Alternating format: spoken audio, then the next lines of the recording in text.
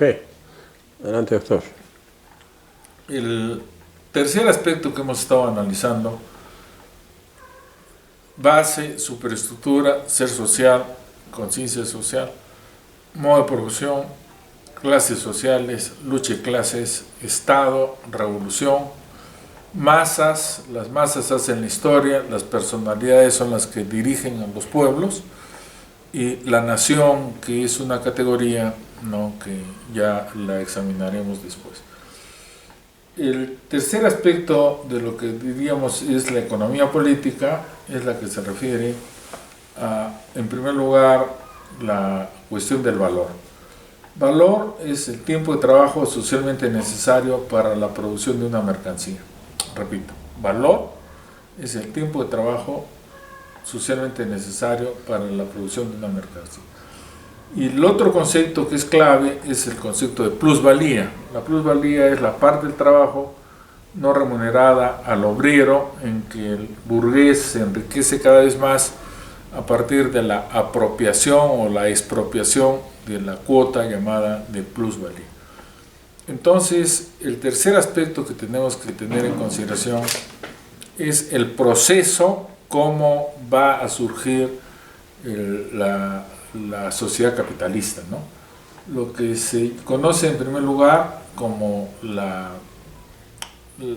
primero, los descubrimientos geográficos; segundo, el desarrollo del comercio mundial; tercero, la cuestión del colonialismo, o sea, cómo los países europeos, especialmente España, Portugal, Holanda, Bélgica, Francia, Inglaterra, o sea, se van repartiendo los 4 continentes, o sea, el Asia, África, América y Oceanía, y a partir de eso, digamos, o sea, de estos descubrimientos geográficos, desarrollo del comercio mundial, colonialismo, se da la revolución en la ciencia y en la técnica. O sea, aparece Copérnico, Kepler, Galileo, Newton, etcétera, hasta Darwin. Y después de Darwin, que es lo que se denomina, repito, el desarrollo de la ciencia y de la tecnología. Luego se da la Reforma Protestante, o sea, a partir de Lutero, Calvino, Enrique VIII, o sea, la Iglesia católica se sacude desde sus escombros y aparece el protestantismo. Pero antes, ya la primera excesión fue cuando aparece la Iglesia ortodoxa, o sea, especialmente los rusos, griegos, la Iglesia ortodoxa, y la segunda división es la Iglesia protestante, o sea, con Lutero, con Calvino, con Enrique VIII. Bueno, entonces tenemos, repito, los descubrimientos geográficos, el desarrollo del comercio mundial, el colonialismo, luego las revoluciones en la ciencia y la técnica, la revolución, luego la revolución industrial y las guerras que se van a dar burguesas, las revoluciones burguesas, y finalmente ya la revolución, o sea, industrial.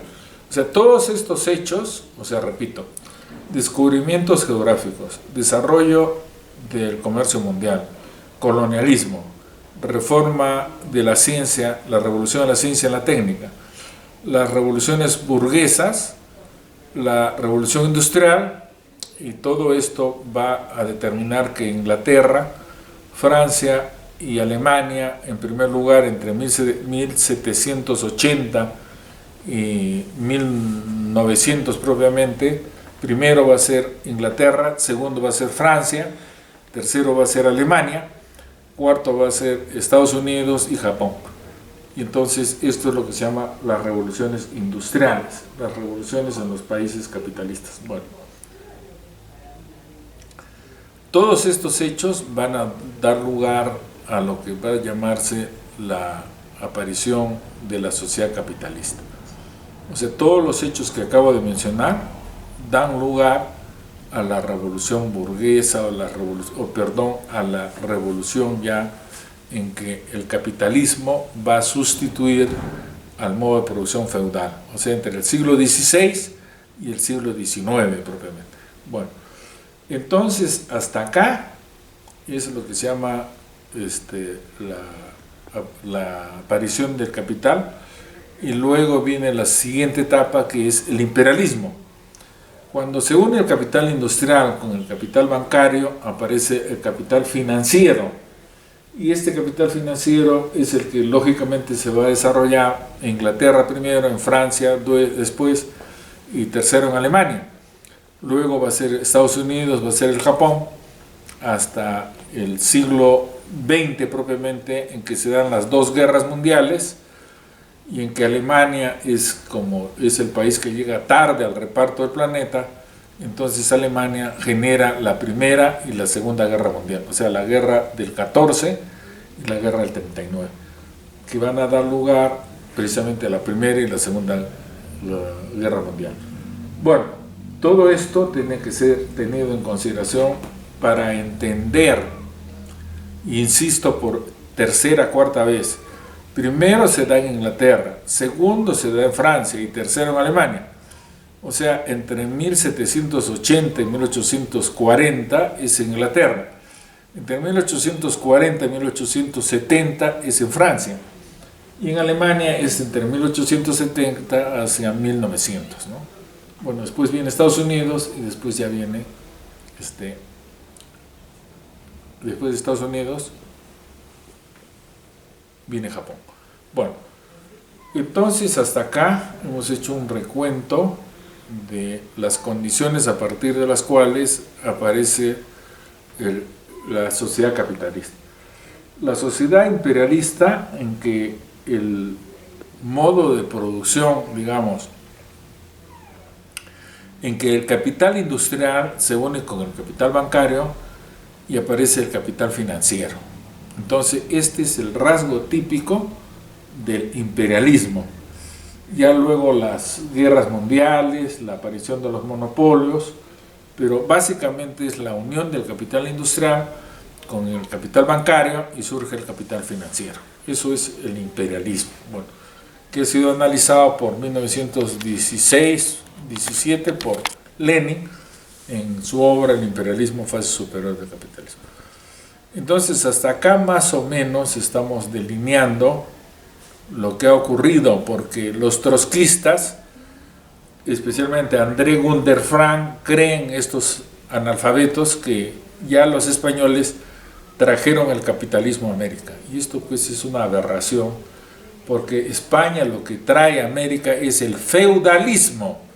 Cuando se habla de Cortés en México, o se habla de Pizarro en el Perú, lo que España trae es el feudalismo. ¿Cómo van a traer el capitalismo pues, si España era un país feudal? Bueno, pero los analfabetos, estos trotskistas, neotrotskistas, hablan estas aberraciones. Y dentro de la serie de aberraciones que han aparecido dentro del mundo socialista o del campo socialista, en primer lugar tenemos las concesiones de Bernstein, luego la concesión de Kautsky, y en el caso de Rusia, primero es Khrushchev, después es Brezhnev, y después es Gorbachev, hasta llegar el día de hoy a Putin o Putón, pero yo creo que más es Putón que Putin. Entonces, esta es la evolución o la involución. Primero Bernstein, segundo Kautsky, luego Khrushchev, en segundo lugar Brezhnev, en tercer lugar Gorbachev, y ya se acaba con el social imperialismo total, que es Gorbachev, porque es un soplón que era el jefe de la NKVD, que se convierte en el jefe supremo, ya está casi ya como 3 décadas, como 3 quinquenios, manejando Rusia, ¿no? Y entonces esta es la tragedia actual de la Unión Soviética. Y en Estados Unidos, que ha ganado Donald Trump, Trump le manda besos, abrazos, o sea, están que se mueren de amor entre Putón y el presidente actual de Trump, Donald Trump. Se tienen que precisar las degeneraciones, porque acá en el Perú todo el mundo habla de la unidad, de la unidad. ¿De qué unidad? Bueno, primero, ya propiamente a la muerte de Marx, y después aparece primero el traidor de aparecen los traidores, que son Kautsky y antes Bernstein y Kautsky. A la muerte de Engels en 1895 aparece Bernstein y luego aparece Kautsky, no especialmente a partir de la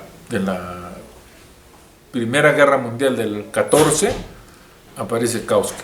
¿Por qué son traidores? Porque estos plantearon que tenía que darse la transición del socialismo al capitalismo, o sea, negaron la revolución proletaria, negaron la dictadura del proletariado y negaron propiamente lo que se llama el socialismo, o sea, es Bernstein, Kautsky.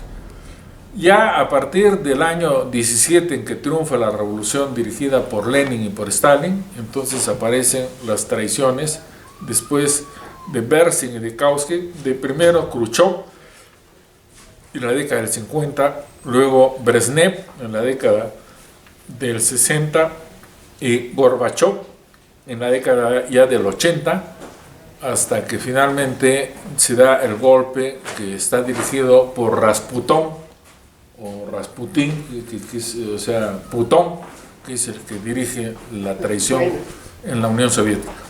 Entonces, esto es lo que tenemos que tener claro. Las traiciones en el mundo contemporáneo, que están graficadas por los rusos, o sea, por Khrushchev, por Brezhnev, por Gorbachev y por Putón, o sea, que es ya la última traición, es que ya Rusia se convierte en un país ya totalmente social imperialista, que luego se fagocita, se destruye, ¿no?, con Gorbachev. Y ahora que están en amores pues con el norteamericano, con Trump, que se mandan besos y abrazos entre Putin y Trump. ¿En qué consiste la traición de los prosoviéticos, de los trotskistas? O sea, por orden histórico, los trotskistas, los prosoviéticos y los perros de Patria Roja. La traición consiste básicamente en lo siguiente: en que los trotskistas crearon a partir de León Trotsky las figuras de la Revolución Mundial y la Revolución Permanente. La pregunta es, ¿qué ha ocurrido en la historia después de la Segunda Guerra Mundial del año 39? ¿Ha triunfado la tesis de este payaso agente de la CIA Trotsky o ha triunfado la tesis de Stalin?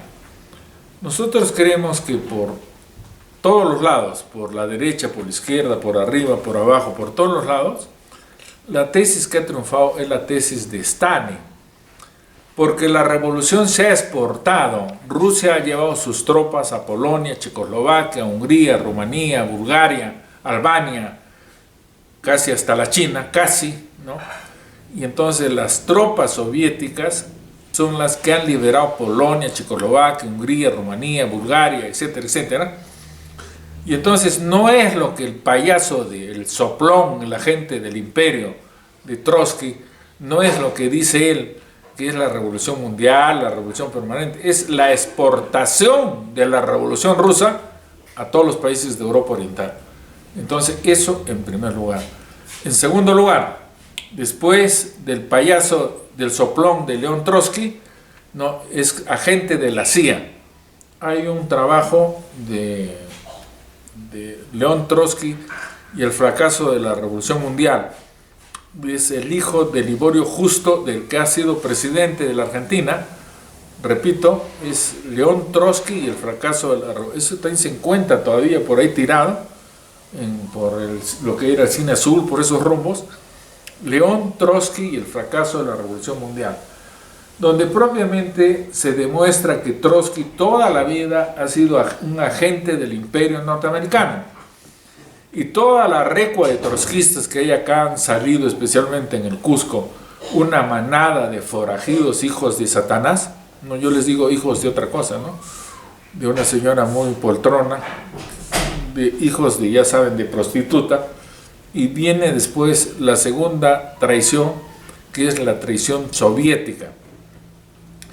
El año 53 muere Stalin y toma el mando Nikita Khrushchev hasta propiamente el año 64 más o menos, y el año 64 es derrocado por Brezhnev. Entonces estos dirigentes, Khrushchev, Brezhnev y luego Gorbachev, que por la década del 80 ya empieza con la perestroika, son los traidores del socialismo y los restauradores del capitalismo.